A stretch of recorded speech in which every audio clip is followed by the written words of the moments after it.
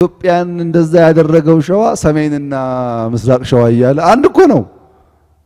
ሚስቱ እዛ ናች፣ ባሉ እዛ ነው፣ ይጣላል። ይሄን ነገር ሰፕረስ ማድረግ ያስፈልጋል፣ ማሳነስ ያስፈልጋል። 40% ብቻ ከፍለው ቤቶን ከተረከቡ በኋላ ቀሪውን 60% እስከ 20 ዓመት ድረስ መክፈል እንደሚችሉ ያውቃሉ? እንኳን ደስ አለው። ዲኤምሲ ሪል ስቴት የእርሶን አቅም በመገናዘብ ለየት ያለ መፍትሄ ይዞሎት ቀርቧል። በክፍያ ምክንያት ፍጹም ሳይጨነቁ 40%ን በ2 ዓመት ጊዜ ውስጥ ከፍለው ቀሪውን 60% ቤቱን እየኖሩበት ወይም እያከራዩት እስከ 20 ዓመት ድረስ መክፈል እንዲችሉ ለየት ያለ እድል አቅርቧል። ለምሳሌ የሚገዙት ቤት 10 ሚሊዮን ብር ቢሆን 40%ን ማለትም 4 ሚሊዮን ብር በ3 ዙር በ2 ዓመት ከፍለው ቀሪውን 60% ማለትም 6 ሚሊዮን ብር ቤቱን ከተረከቡ በኋላ እስከ 20 ዓመት ድረስ መክፈል ይችላሉ። እንደ ፍላጎቶም አጠቃላይ ክፍያውን በ8% ቅድመ ክፍያ ጀምረው ቀሪውን በ9 ዙር ከፍለው ማጠናቀቅ ይችላሉ። ልብ ይበሉ፣ እነዚህ ቤቶች በለቡ መብራት ኃይል እየተገነቡ ያሉ ሲሆን የመጨረሻው ዙር ሽያጭ ላይ ስለሆነ ሳያመልጦ ስክሪኑ ላይ ባለው ስልክ ፈጥነው ይደውሉ። ዲኤምሲ ሪል ስቴት። አሁን ሚስጥሩ ቀላል ነው። አውራጃ አለ። ትንሹ ዲፈረንስ የሚደበቀው ትልቁን ማንነት ስትይዝ ነው። አውራጃነት ዝቅ እንዲል ብሔር ስትይዝ ይደበቃል። ብሔር ግን ከጎላ ይበተናል። አሁን እኔና እናንተ ኢትዮጵያዊነትን ብንይዝ ልክ እንደ አውራጃው የብሔር ጉዳይ ዲፈረንሱ ቀስ ብሎ ማለት ይነካል። አሁን የለም አይደል? አለ። የብሔር ዲፈረንስ አለ፣ አውራጃ አለ። ግን ትልቁን እንያዝና ትንንሹን ቢኖርም ጥፋት የማያመጣ እናርገው። ኢትዮጵያ ውስጥ አውራጃነት ጎልቶ ዘመነ መሳፍንት ፈጥሯል። ኢትዮጵያዊነት ጎልቶ ሰብሰብ አድርጎናል። ብሔር ጎልቶ ደግሞ እየነቀነቀን ይገኛል። አሁን እዚህ ጋር መደመርን ላምጣላችሁ። መደመርን ሸዋ ሁሉም ዩኒክ ባህሪ ያለው ግን ሸዋ አንድ ባህሪ ያለው። ሸዋ ውስጥ ጋፋት፣ ጉራጌ፣ ኦሮሞ፣ አማራ ሌሎችም ብሔሮች አሉ። እነዚህ ጋፋት፣ ጉራጌ፣ ኦሮሞና አማራ ከ70-80 በፊት ኢትዮጵያን ማጽናት ኢትዮጵያን ማቆም የሚል ከፍተኛ የመደመር ፕሪንሲፕል የሚከተሉ ናቸው ሸዋዎች። ለዚህ ነው አድዋ ሲሄዱ የነበረው መነቃነቅ የመሩት እነሱ ናቸው።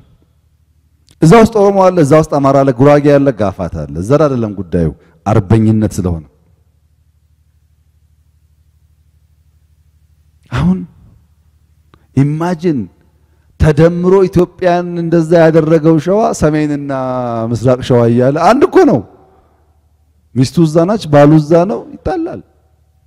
ይሄን ነገር ሰፕረስ ማድረግ ያስፈልጋል፣ ማሳነስ ያስፈልጋል። ትልቁን ነገር ይዞ በጋራ እንዲቆም ማድረግ ያስፈልጋል። ወደዛ ካልወሰድነው ዲፈረንስ ሪኮግናይዝ ካላደረግን አይሆንም። ሐረርጌ በብዙ ነገር በቀላሉ ጅማጋ በቋንቋም በእምነትም ሊዋሃድ ይችላል። ሐረርጌ ከአንዳንድ ክርስቲያን ኦሮሞ አካባቢዎች በጣም በቀለለ ወሎ ጋር ሊዋሃድ ይችላል። በቋንቋ አይግባባም፣ በእምነት ተሳሰራል። የሆነ ጉዳይ ቢላላ የሆነ የሚያሳስር ጉዳይ አለ። አሁን ወሎ አማራ ነው፣ ሐረርጌ ኦሮሞ ነው። ምን ያያይዘዋል? እምነት። ብሔር ሲደክም እምነት ይጠነክራል። እምነት ሲዳከም ለምሳሌ እስልምናና ክርስትና ጅማና ወለጋን ደግሞ እንዳያለያይ ብሔር ያያይዛቸዋል። አንደኛውን እየያዘ ኢትዮጵያን ያጸናል። ምን ካደረግነው? ዕውቅና ከሰጠነው፣ ወደ አክራሪነት ካልቀየር ነው። አለ ብለን ተቀብለን በሰላም መኖር ከፈለግን የሚያሳስረን ገመድ ይሆናል። አንዱ መዳከም የሚችልባቸው አጋጣሚዎች ሲፈጠሩ አንደኛው ጉድኝት ይፈጥራል። ስለዚህ እምነትም ኢትዮጵያን ያጸናል ቢኮዝ እስላም ሁሉም ጋር አለ ክርስቲያን ሁሉም ጋር አለ ብሔርም በጣም ኢምፖርታንት ነው አውራጃነት እንዳይኖር ያደርግልናል አውራጃም አይቀርም የራሱ ቴስት አለው ስለዚህ ለአውራጃም ለብሔርም ለእምነትም ዕውቅና ሰተን ትልቁን ቀለበት ኢትዮጵያዊነት ከጨመርንበት ከነ እምነት ከነ ብሔር ከነ አውራጃ በትልቁ ማቀፍ ውስጥ መኖር ትችላለህ እምነትም አይነካም አውራጃም አይነካም ብሔርም አይነካም ሰፈርም አይነካም ችግር የለውም ዕውቅና እንስጥ በኢትዮጵያዊነት ገመድ እንሰረው እምናርመው ይሄንን ጉዳይ ነው መታረም አለበት ያልነው አክራሪነት ነው የምን የማህበራዊም የፖለቲካም በድርጊት የሚገለጽበትን ካነሳም በኋላ ዋናው ዲፈረንስ ዕውቅና ቢያገኝ እንደ ሀገር የሚያጸናን ደግሞ ዕውቅና እንስጥ ነው እዚህ ጋር ያለው በሽታ ምንድነው ቪክቲም ሁድ ሜንታሊቲ ነው ቪክቲም ሁድ ሜንታሊቲ ቪክቶሪየስ አያደርገንም እኔ ተጠቃው እኔ ብትል ታለቅሳለህ እንጂ አታሸንፍም ከቪክቲም አስተሳሰብ ወጣ ብሎ ቪክቶሪየስ መሆን ጥፋትን ብቻ ሳይሆን ልማትን ማየት ይጠይቃል ውድቀትን ብቻ ሳይሆን መነሳትን ማየት ይጠይቃል አሁን ብዙ ሰዎች አሉ ታጋይ ነን ይሉና ጓዶች ተቸግረናል መሞት አለብን ይላሉ ገና ሳይጀምሩት በቃ መሞትን አውጀዋል ይሞቱታል ማሸነፍ አለብን አይደለም አዋጁ ራሱ መሞትን ጀብደኝነትን ነው ትግል የሚያደርገው ጀግኖች መሞት አለብን አይደለም ይሉት ጀግኖች ህልማችን መሳካት አለበት ቪዥናችን መሳካት አለበት ያ ቪዥን እንዲሳካ እንቅልፍ ማጣት ካለብን እናጣለን ገንዘብ ከሆነ እናዋጣለን ደም ከሆነ እናፈሳለን አጥንት ከሆነ እንከሰከሳለን ግን እናሳካለን ይላሉ ይሄ ጀግና ነው ጀብደኛስ ሞታለው ይላል እሱ ሲሞት የተሳካ ይመስለዋል እሱ ይሞታል እንጂ አይሳካም ነገርየው ጀብደኛ አንሁን ጀግና አገር ይወዳል ጀግና ለዓላማ ይቆማል ጀግና የሰው ልጅ ከመሞቱ በፊት ያለመውን ያሰበውን አስፓይር ያደረገውን ማየት እንዳለበት ያስባል ጀግና ይስቃል ጀግና ያለቅሳል ጀግና ይራራል ጀብደኛ ከሆንክ ግን ዝም ብለህ በቴስታ ነው ይሄ ደግሞ በሚጠቃውም በሚያጠቃውም ጥፋት ያስከትላል ለሚሳካ ነገር የምንተጋ ሆነን ይሄንን ማረም ይተበቅብናል መገንባትስ አንደኛ ምን ገነባው ህብረ ብሔራዊ አንድነት ነው በምን በአስተዳደር በቋንቋ በማንነት ያለን ልዩነት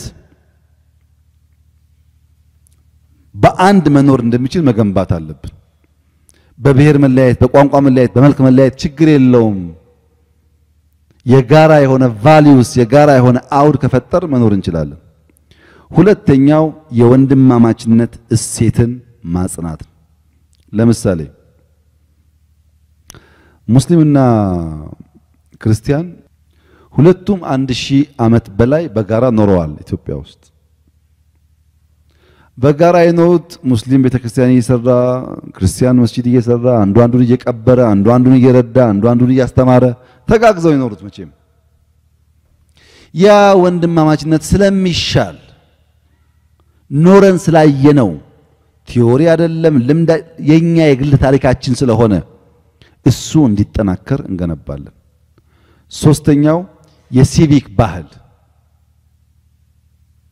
ህግን ማክበር በህግ መገዛት ህግ ሁላችንም በጋራ የሚያስተዳድር ማዕቀፍ መሆኑን ማሰብ እኔ ብዙ ነኝ እኔ ጉልበት አለኝ እኔ ወጣት ነኝ እኔ እንደዚህ ነኝ ክላሽ አለኝ ብሎ በጉልበት መሄድ ጊዜያዊ ድል እንጂ ዘላቂ ድል እንደማያመጣ ማሰብ ሲቪክ ባህልን ማጎልበት አራተኛው ቀጠናዊ ትስስርን ማጎልበት ከቀጠናው ጋር ተሳስሮ በጋራ መሄድን ማስፋት መገንባት ያስፈልጋል ሀገራዊነት ኢትዮጵያን መውደድ ኢትዮጵያን ማላቅ መመኘት እያደገ ሲሄድና ሰውነት ደግሞ ሰባዊነት ሰው መሆን እያደገ ሲሄድ ሰውነትና ሀገራዊነት ሲያድጉ አርበኝነት ይፈጠራል።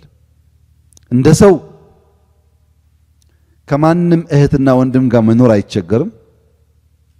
እንደ ሀገር ደግሞ ሀገሩን አልቆ የሚያይ ሲሆን አርበኛ ይሆናል። ነገር ግን ሀገራዊነቱ ዝቅ ብሎ ሰባዊነቱ የጎላ ደግሞ ከሆነ ዓለም አቀፋዊ ይሆናል። ሂዳዝን ኬር ለሀገሩ ግን እንደ ሰው ደግሞ ከማንኛውም የዓለም ፍጡር ጋር መኖር ይችላል። ሀገራዊነት ዝቅ ብሎ ሰባዊነት ከፍ ሲል አደገኛው ነገር ሰባዊነት ዝቅ ሲልና ሀገራዊነት ዝቅ ሲል ግን ብሔርተኝነት ይፈጠራል። ወደ ሀገርም አላደገም፣ ወደ ሰውም አላደገም።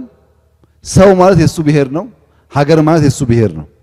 ከሱ ብሔር ውጭ የሆነውን እንደ ሰው መቀበል ሲቸገር ዝቅ ሲል የሀገራዊ ስሜት ብሔርተኝነት በፖለቲክሱ፣ ዘውገኝነት ደግሞ በማህበራዊው ይፈጠራል።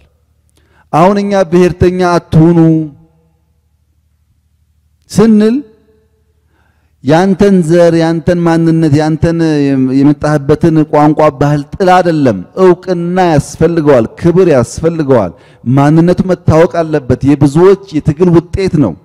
ነገር ግን ወደ ሰባዊነት እደግ። ካንተ ብሔር ውጭ ካለው ሰው ጋር ለመኖር ለመስራት ለማደግ ዝግጁ ሁን እንደ ሰው። ወደ ሀገራዊነት ደግሞ እደግ። ቢኮዝ ኢትዮጵያ የብዙ ብሔሮች ብሔረሰቦች ሀገር ስለሆነች የራስን እንድትጠላ እንድትንቅ ሳይሆን ያንተን ወደ ሰውነትና ወደ ሀገር ብታድግ ከፍ ብትል ጸቡ ግጭቱ ይቀራል። ወደ ብልጽግና ለመሄድ እንችላለን። ሁሉም ሀገር ደግሞ ይሄ ዲፈረንስ አለ። ወደ ሀገራዊነትና ወደ ሰባዊነት እንደግና አርበኛ እንሁን። ሰው ምን ወድ የምናገለግል የምንሰራ የምንታመን ስንጦር የሚጦርን ትውልድ የፈጠርን እና የማናፈር እንሆን ነው። አገራዊ የኩራት ምንጮች ፖለቲካዊ ምንጭ የሚባለው አንደኛው ኢኮኖሚ ነው። በኢኮኖሚ ፈጣን እድገት ብናረጋግጥ እኛም እንደ ቻይና እንደ ኮሪያ እንደ ጃፓን ዓለም ሁሉ እንደ ኢትዮጵያ እንሁን ይላል። የኩራት ምንጭ ለመሆን በኢኮኖሚ ማደግ ያስፈልጋል። የጀመርነው የግብርና የከተማ የቱሪዝም የኢንዱስትሪ ስራዎች ብናፋጥን ሁላችን ስራችንን ብንሰራ በኢኮኖሚ ስሟ የሚጠራና ምሳሌ የምትሆን ሀገር የኩራት ምንጭ ሆነች ሀገር መፍጠር ይቻላል። አሁን ችግሩ እናንተ ገምጋሚ ናችሁ። ባንተ ዞን እርሻ የለም፣ የሰው እርሻ ስትገመግም ትውላለህ። ባንተ ዞን ሰርቪስ የለም፣ ግምገማ ጥሩ ነው። መጀመሪያ ግን ስራው ኑሮ አንተ በተሰጠ ኃላፊነት አድርገውና እኔ እንኳን ይሄ ያለኝ እኔ ምሰሉ በል። አንተ ጋር የሚታይ ነገር ሳይኖር ሌላውን ብትገመግም ምን ትርጉም አለው? አንዱ ኢኮኖሚ፣ ሁለተኛው ዴሞክራሲ ነው። የጀመርነውን የዴሞክራሲ ስርዓት ግንባታ ማጠናከር አለብን። ዴሞክራሲ ኢምፖርታንት ነገር ነው። ሌላው እኩልነት። እኩልነት ልክ ስካንዲኔቪያን ሀገራት እንደሚኮሩት በሴትና በወንድ በትልቅና በትንሽ በብሔሮች መካከል እኩልነትን ለማምጣት እና የሀገር ኩራት ማድረግ ይጠበቅብናል። ሌላው ወታደራዊ አቅም። ወታደራዊ አቅም የኩራት ምንጭ ነው። ወታደር ተዋግቶ የሚያሸንፍ ብቻ ሳይሆን ኢኖቬተር የሚፈጥር መኪና የሚፈጥር የሚሸጥ ሚሳይል የሚፈጥር የሚሸጥ ከሆነ የኩራት ምንጭ ነው። የነሱ አርሚ እኮ መፍጠር ይችላል፣ ይመራመራል። የሀገር ኢኮኖሚ የሚያግዝ ነው። በዓለም አቀፍ ሚናም እንደዚሁ። እንግዲህ አንደኛው የመደመር ትውልድ ሊሰራበት የሚገባው ኪነ ጥበብ ነው። ቅድም እንዳነሳሁት ኪነ ጥበብ የሀገር ኩራት ምንጭ ነው። ትውልድ ይሰራል። ልክ የነ ሎሬት ጸጋዬ አይነት ሰዎች እንዲበራከቱ ማድረግ ያስፈልጋል። ሎሬት ጸጋዬ ከብሔርና ከሰፈር ያደገ ስለነበረ ሁሉም ኢትዮጵያ የሚቀበሉት ለሁሉም የኢትዮጵያ ታሪኮች ለሁሉም የኢትዮጵያ ጠቃሚ ሐሳቦች ጥበብን የተጠቀመ ሰው ነው። እንደነዚህ አይነት ሰዎች ማበራከትና የኩራት ምንጭ ማድረግ ያስፈልጋል። በሳይንስ ሁላችሁም እንደምታውቁት እንዶድን በመመራመር ፕሮፌሰር አክሊሉ ለማ ለኢትዮጵያም ሳይንስ ለሚቀበሉ ሰዎች ሁሉ ኩራት እንደሆኑት እንደዚህ አይነት በሳይንስ ያደገ በአርቲፊሻል ኢንተለጀንስ ያደገ በህዋ ሳይንስ ያደገ የተለያየ ነገር መፍጠር የሚችልና ለኢትዮጵያ ኩራት ምንጭ የሚሆኑ ግለሰቦች መፍጠር ያስፈልጋል። በታሪክ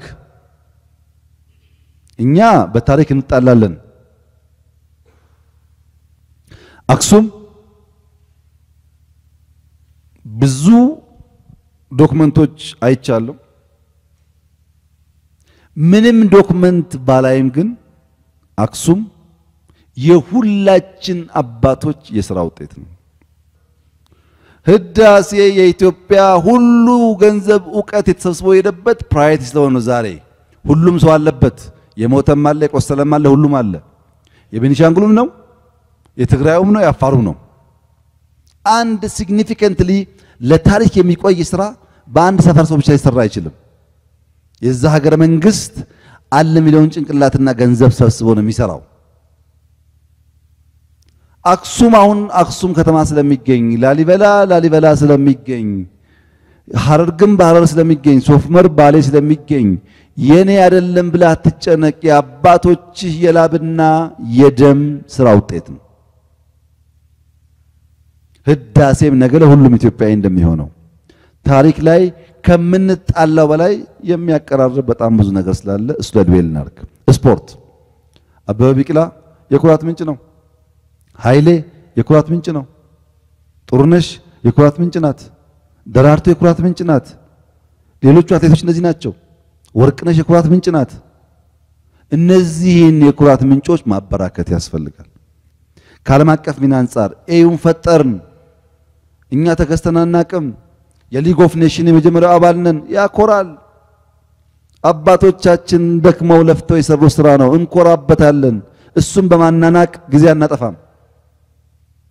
የድካማቸው የላባቸው ፍሬ ነው። በአባባል ላብ ደምን ያድናል፣ ደምን ይታደጋል ይባላል። ሰዎች በላባቸው በጥረታቸው ሞትን፣ ስቃይን ይታደጋሉ። በዛ ሁሉ መከራ የመጣ ውጤት አናራክስም። ታሪክም እንደዚሁ፣ ስፖርትም እንደዚሁ። እነዚህ ሁሉ ብሔራዊ የኩራት ምንጮች ማደግ አለባቸው፣ መስፋት አለባቸው። የትውልድ ግንባታው ቁልፍ ስልቶቻችን አንደኛ ሀገራዊ አገልግሎት፣ ሁለተኛ የትምህርት ተሐድሶ፣ ሶስተኛ የሚዲያ ተሐድሶ፣ አራተኛ የባህል ተሐድሶ ናቸው። በባህል በሚዲያ በትምህርት የምንሰራው ስራ እና ሰርቪስ መስጠት ማገልገል የሚፈልግ ትውልድ ስንፈጥር ይሄ ሁሉ ይደመርና ትውልድ ይገነባል። በምን? በፍሪሊዮን።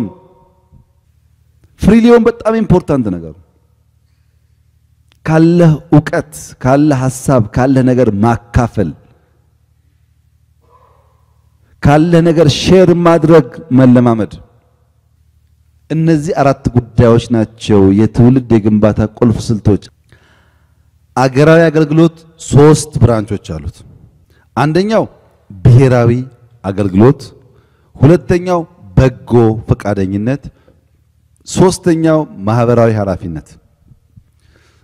ብሔራዊ አገልግሎት ማለት ለምሳሌ በወታደር ሀገርን መከላከል ብሔራዊ ሰርቪስ ነው። ጦርነት ከመጣ የግድ ነው፣ የሚችል ሰው ሁሉ ይሳተፋል። ለምን? ሀገሩን ለመታደግ። እንደዚህ አይነት በጋራ ኮሌክቲቭሊ በመኖርባቸው ጉዳዮች ብሔራዊ አገልግሎት እናደርጋለን። በጎ ፈቃደኝነት ደግሞ የክረምት ትምህርት ማስተማር፣ ደም መለገስ፣ ጽዳት ማጽዳት፣ አረንጓዴ አሻራ፣ የአረጋውያን ቤት አፍርሶ መስራት፣ ማዕድ ማጋራት። ይሄ ሁሉ ደግሞ በግል የሚፈጸም የበጎ ፈቃደኝነት ጉዳይ ነው። ችግኝ መትከል አዋጅ አናውጅም። ችግኝ ተከል ያስፈልጋል እንላለን። ሰዎች በፈቃዳቸው ያገለግላሉ። የአዛውንቶች ቤት አፍርስና አድስላቸው እንላለን። በፈቃደኝነት በህግ አይደለም። ሶስተኛው ሶሻል ሪስፖንሲቢሊቲ ነው። አንተ መስሪያ ቤት ካለ ጎረቤት ያለውን ችግር መፍታት፣ ኩባንያ ካለ ጎረቤት ያለውን ችግር መፍታት፣ ሐኪም ከሆንክ በነፃ ማከም፣ ሶሻል ሪስፖንሲቢሊቲ እንዳለበት እንደ ተቋም ማሰብ ነው። ሶስት ሰርቪሶች እንደ ሀገር፣ እንደ ግልና እንደ ተቋም። ሁለተኛው የትምህርት ተሃድሶ ነው። የትምህርት ተሃድሶ አንደኛው ግብረ ገብነት ነው። ሁለተኛው የሚኒሙ ስኪልስ ክህሎቶች ናቸው። ግብረ ገብነት አቲቲዩዱ ቅን ሰጪ አድማጭ ፖዚቲቭ ኢነርጂ ራዲየት የሚያደርግ ሰው ካልሆነ በስተቀረ የሱ ዲግሪ የሱ ዶክተሬት ጥፋት ሊያመጣ ይችላል። ግብረ ገብነት በጣም ወሳኝ ነገር ነው። ሁለተኛው ግን በሚሊኒየም ስኪልስ የሚባሉት ዩኒስኮም እንዳስቀመጠው የኮሙኒኬሽን ብቃት፣ ችግር የመፍታት ብቃት። ጀስት አንድ ሰው ባዮሎጂ ብቻ ሳይሆን መግባባት መቻል፣ ብዝሃ ቋንቋ፣ ብዝሃ ስኪል መሆን፣ በእጁ ችግር መፍታት መቻል። እነዚህ ሁሉ ከተማረበት ትምህርት በተጨማሪ